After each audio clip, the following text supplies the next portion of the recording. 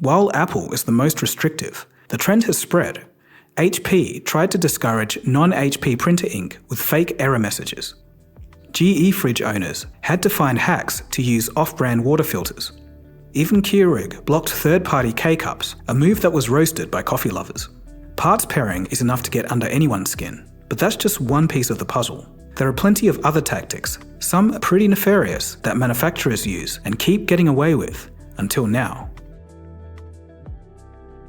2009 marked the beginning of Apple's anti-repair design choices, and this was when pentalobe screws were introduced into their 15-inch MacBook Pro.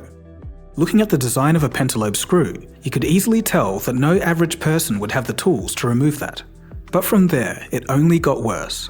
From 2016, Apple would solder their solid-state drives to the MacBook logic boards, making replacements and data recovery nearly impossible. Many other manufacturers would pull all sorts of tricks to scare off would-be DIY repairers. In a 2022 Repairability report card, Samsung and Google phones flunked, while Lenovo, Microsoft, and HP laptops barely passed.